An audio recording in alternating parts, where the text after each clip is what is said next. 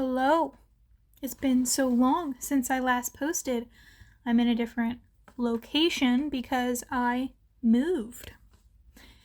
So that's exciting. I moved at the beginning of this year. But today, for my first video back to YouTube, I wanted to film a haul like my tried and true. Like, all I ever know how to do is spend money. That's not true. But why not show off all the amazing things that I got today? It's been so long since I've gone thrifting and actually found like clothes that I fell in love with immediately and wanted to have and felt comfortable in, felt, confident in. First, I'll start with the movies, and I got one book. The Westing Game, which it's a little scary because if I open this front page here, my real legal name is on the inside, so that scared me a little bit because I've owned this book before. But it's The Westing Game by Ellen Raskin. It's a very middle school / upper high school, I think, grade.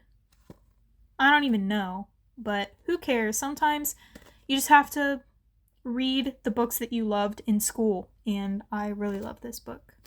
We've got Kronk's New Groove. Gasped out loud. This is one of my favorite movies ever. I've never seen it on DVD in the thrift store ever. So, Justin Bieber, Never Say Never, of course. It was kind of concerning how much I used to watch this, but I was a huge believer, so it makes sense. Love and Other Drugs. This was $8. She was like, you know that this is a yellow tag, which means it's $8, right? And I was like, yeah, I know that. I knew that. Did not knew that. So I just spent $8 on a used DVD. But it's not scratched, so. 9, another childhood favorite. This is another one I've been looking for on DVD, which, now that I think about it, it's kind of annoying that I have this on DVD before I get Coraline, because I still don't have Coraline.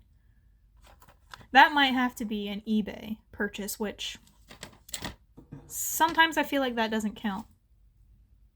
But When Harry Met Sally, I've heard many, many great things about this, and it's one of the greatest rom-coms of all time. So, of course, I had to buy this to check it out. Men in Black 2, just recently I got the first one, and I didn't want to get the second one without the first one, so now I finally have the second one. I think these movies are so awesome. The first two, anyway. I don't really remember the third. Excuse me. Sideways. My mom recommended this movie that I get it. She said that it's really good. So, yeah. I decided to take her up on that. It's got Paul Giamatti in it, which he's awesome. And lastly, for the DVDs, I have Raging Bull.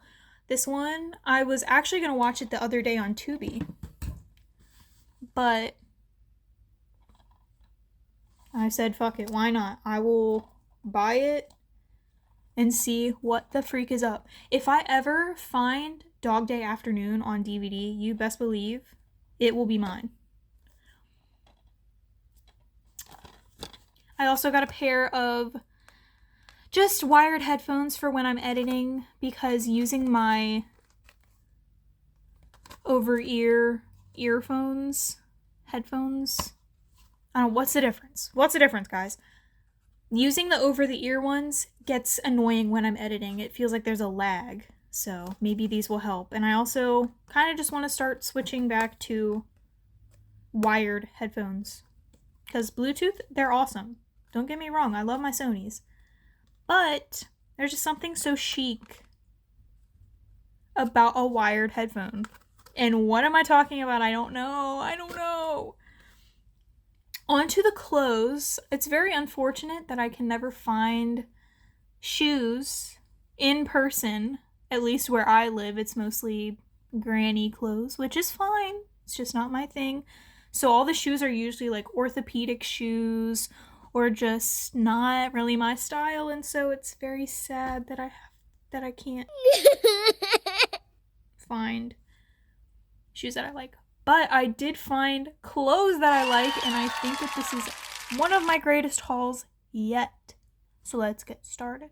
Okay, first up, this freaking banger right here. Cutesy spiral logo and the grommets on the side. Just love the freaking look of this hat. Then we have this lovely hat that my sister also pointed out. It's kind of like a newsboy cap. The brand is D&Y. I've also been on the market looking for a hat of this style. So now I finally have one that looks like this. This cutie patootie ass shirt. I love insects. And I already have a shirt. I have a green shirt. I've probably shown it on here. That has insects on it. So this can kind of be the brother of that shirt. This is a boy's large. It fits. So who cares? Now this was a find and a half because look at this gorginess of a dress. The cinch on the side. Come on now. And it looks like it's polka dots, which is the goal, but it's not. It's kind of this I would not know what to call that. Gomen. It's just, and the thing is, I've been so nervous to wear more form-fitting dresses because I'm very insecure. But I actually feel so freaking cutieful and like gorgyful and sexyful in this dress. So, who want me? Who want me? Come on. Next up, we have a very, very cutesy dress for summer and spring, which I wanted. And also good for layering. This dress is everything I've ever wanted and more. Look at it. I'm really not good at describing like clothing at all, so apologies. But look, it's just like the perfect like summer picnic dress that I can layer it with like a cute little pattern top underneath. Possibilities are endless, guys. And I'm so happy that I can share these amazing finds with you. Next up, this adorable gingham tie top, kind of like the one that I have right now. This brand is Anne Klein. And this is also like perfect for spring and summer. Like I love gingham. I've been wanting to find more gingham patterned clothing because it's just so lovely and so pretty, and you can wear it with anything. Like you can kind of match it with anything and it'll work somehow. And then last but not least, this is what I found first, and I knew that today was going to be a good day. Started off amazing. This beautiful, amazing blue freaking coat from Old Navy, actually. Oh, it's so beautiful, and the buttons.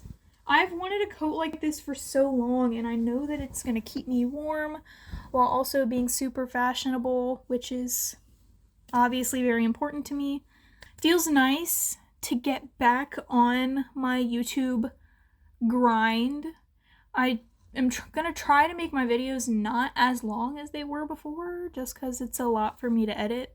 But if you guys like the longer videos, let me know. And yeah. Okay, now it's time for the list of media that I'm currently obsessed with. Got it on my trusty iPad here. So for movies and shows, I've got a good couple spread here. So we moved in late January.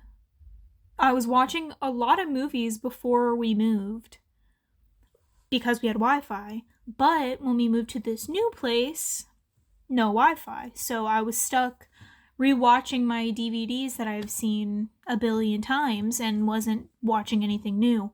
So anything new that I've watched has been in the last couple, like 2 or 3 weeks, because we haven't had Wi-Fi for very long.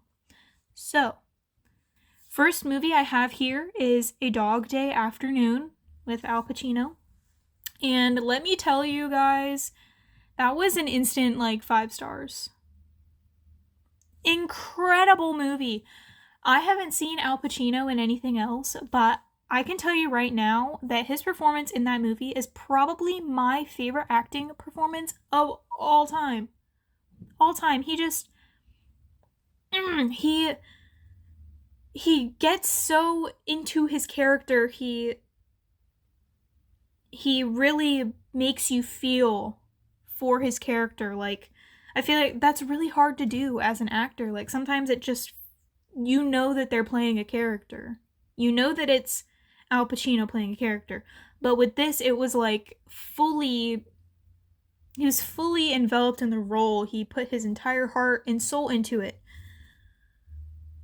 Of course, an incredible story. Like, I know that it was based on a real bank robbery that happened. Mind you, the shittiest bank robbery that has ever been planned out. Like, it was so terrible. They did a terrible job.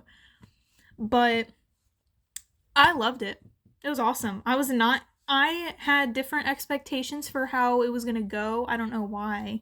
I assumed that it would be of a different genre. But I was very pleased that I enjoyed it. And like I said, if I find a DVD of it ever in person, I will jump for joy right on the spot. But if not, then I will have to do some eBay shopping because I need that on DVD. And I also want a poster. I have Mob Psycho 100, Carrie, Coraline up there, and Brokeback Mountain. So I think it would look very good with my movie/TV wall. That's what these walls are going to be. Next movie I have here, I watched just the other day. It's American Mary. That ending, though, was god-awful. Like, but the entire rest of the movie was so good that it, like, I only docked half of a star from the overall rating because of the ending. I love a good revenge story where you can tell it was directed by a woman because, you know, the uncomfortable scenes only lasted like a minute or two. And by uncomfortable, I mean the rape scene only lasted like a minute or two. It wasn't no I spit on your grave, like 20-minute long grueling freaking rape scene that you just don't even, you want to turn the movie off. Like, why would you even make this? The revenge doesn't even feel worth it in those movies because the rape scenes are so brutal and agonizing and long. You can get the point across of a rape scene in a movie without it being 20 goddamn minutes of just torture. I think they did that very well with American Mary, and it wasn't a very graphic scene or anything. Obviously, those types of scenes are graphic anyway, but it wasn't like agonizingly awful. And the way she got her revenge was just awesome, and I love the shedding light on the body mod community and just creating a safe space, you know, kind of unconventional practices, and there's a lot of love in that movie despite what happened to her. And I think that's awesome, and I think it's so fun, and she is so beautiful that I was just shell-shocked the entire movie. Like, God, thank you that I'm a lesbian, thank God. Next movie, Psycho, the original from 1960 something. Amazing! I was kind of turned off from it because it was in black and white. And I kind of had this preconceived assumption in my head of how the plot would be. I really have to stop doing that. It's like hindering my movie seeking out what movies I want to watch. But Psycho, I can understand why it is a classic. It's not that scary to watch it now because there are other movies that are like way scarier, but to put yourself in the shoes of someone in the 60s watching this was like the scariest thing that could happen. You're a woman traveling alone and you end up getting killed at this shady motel. And then, you know, it's like trying to figure out who killed you. And she dies 40 minutes into the movie. That movie's like 2 hours long. So the second bit where she's dead and they're trying to figure out who killed her and trying to find her, you'd think you'd get bored. Nay, I did not get bored. I was thoroughly entertained the entire movie. Norman Bates, one second, I gotta fact check this. Anthony Perkins did, oh my god, his role as Norman Bates. He did incredible. That was another one where you just felt like he put his entire essence into the character. Like, it didn't feel like an actor playing this character. It felt like I was just watching this character go crazy. Amazing. I can see why it is a classic for horror movie fans, for movie fans. No words. No words. I just have snaps. A show, Mob Psycho 100. I've just been kind of rewatching it here and there, just remembering how much I love it and why I love it. I've seen it probably the first 2 seasons well over 20 times because there was a period of time where I would sit in my bed, edit, with Mob Psycho 100 playing on the TV. So, awesome show. It literally means everything to me. Shigeo is quite literally me. I'm saying this as a 22-year-old, and Shigeo Kageyama is 14, but he is literally me. I am literally him. We are like this. We are locked in. Humanist vampire seeking consenting suicidal person. Now, I know that's a mouthful. That was also a really good indie movie with a very unique premise. Girl's a vampire, but an event in her childhood traumatizes her and she feels empathy for humans, so she can't eat them. Or she can't drink their blood. And so that's exactly what the title says. She is seeking a consenting suicidal person so that she doesn't feel as guilty taking their life because they actually want to die. Great movie. It's in French, so that's, a little interesting spin on it. Love the colors, the cinematography, acting, everything. It was just very sweet, and it felt like a big hug for all the freak loners out there. I'm looking at you. If you're a freak loner out there, we are in this together. Okay, so some albums and songs. I don't want to go too crazy on this because I could actually dive deep, even though I'm not very good at talking about music. I don't really know much about music, other than the fact that I love it so much. But here are some of my on-repeat albums and songs. Mayhem, Lady Gaga. Who the hell would I be if I wasn't gay and listening to Gaga? Like, fork found in the fucking kitchen, come on. My songs that I'm obsessed with, Zombie Boy is absolutely number 1. Nothing else is topping her. Nothing is stopping her. No one's blocking her, not getting in the way. Because that song is everything to me. The Hamza edit that I made with it, easily one of my best and one of my favorites. It's so fun. It's such a fun song. I love it. Number 2, Garden of Eden. Another great one. Temptation. Come with me. Hit the dance floor. Let's go. Giving into temptation. Love it. Love it. I know people were complaining that this album wasn't as dark pop as they wanted it to be. I thought it was. Did we listen to the same album? I digress. The third song is Killa. God damn, that guitar is crazy. This song is so sultry and sexy, and another fun one. And I love women. I love women. Oh my god. It actually drives me crazy. Second album that I have listed is Alligator Bites Never Heal by Doechii. I'm late to the Doechii train. started listening to her after the Grammys, and I absolutely fell in love with this album. It is genuinely one of the craziest listening experiences I've ever had in terms of like my enjoyment. There are no skips on this album for me. Genuinely, it is a no skip album. Of course, I have my favorites. Catfish.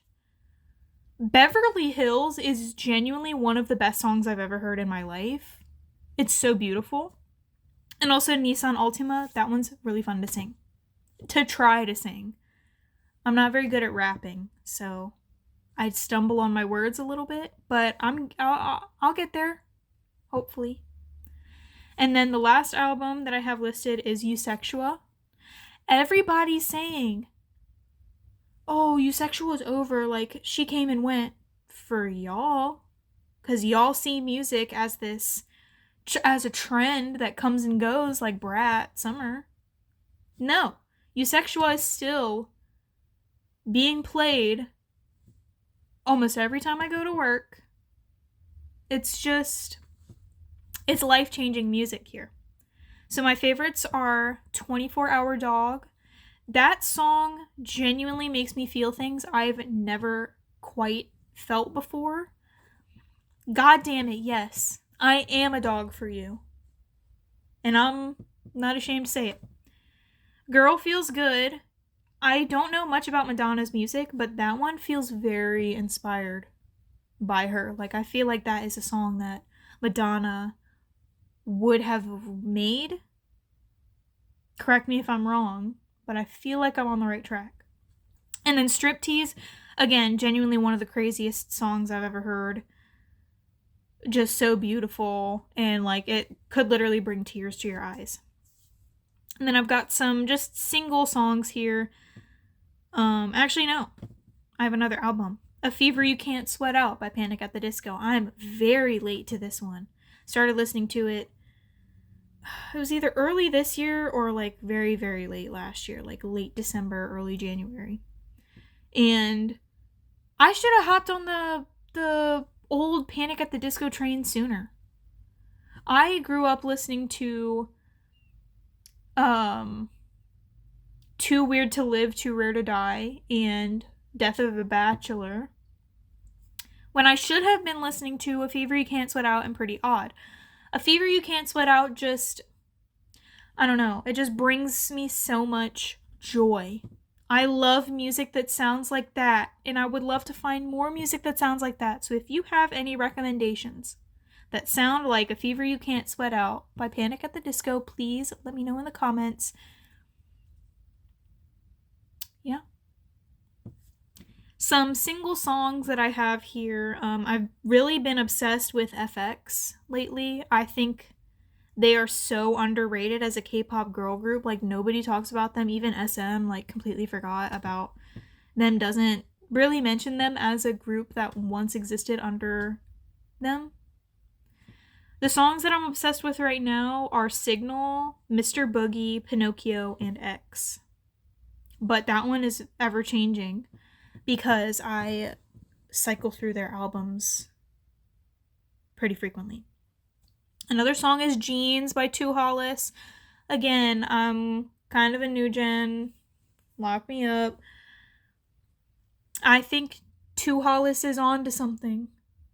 I really do. I think he is like, to me, what Netspend is to Slushy Noobs. Like, I think he's really going somewhere. And also, he's very pretty. Do it matter if Two Hollis likes guys? In Love with a Memory by Sasami and Claro. That song came up on my Discover Weekly, and I don't know how I hadn't heard it sooner, because good lord, I'm obsessed. Genuinely had it on repeat for like an hour the other day.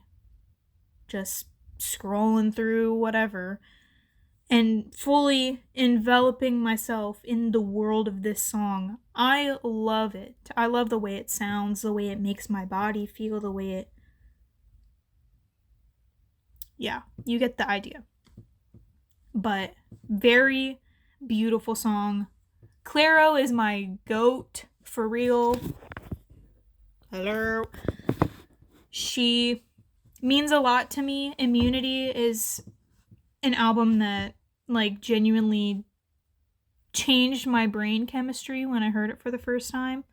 So anything with her in it, I will probably like. And that is very apparent with my love for this song, In Love with a Memory by Sasami and Clara. And the last song that I have here is The Light Before We Land by the Delgados. This song also came up in my Discover Weekly, and it's just so delicious, like late 90s, early 2000s realness. It's so good. It makes me yearn for a time that I wasn't even alive. Now, I'm not quite sure when that song came out, but it feels like it came out before I was born, which is crazy to say. But yeah, I love music. Anything that makes me feel like getting up and busting a move or breaking down and crumbling in on myself. I just love it all. Today I did try listening to Playboi Carti's new album, and I gave up like 8 songs in. I will have to try to revisit it again, but I just think that Playboi Carti's newer music is just not for me. A lot of his older stuff has some nostalgia from high school for me, so but for the most part, his newer music is just not my thing, and that's okay. I'm not gonna get everything. Not everything is gonna be for me. I'm cool with that. I did like the song with The Weeknd, though. I think it's called Rather Lie. That was a good one. I enjoyed that because I like Timeless. Timeless was one of my top songs last year, actually.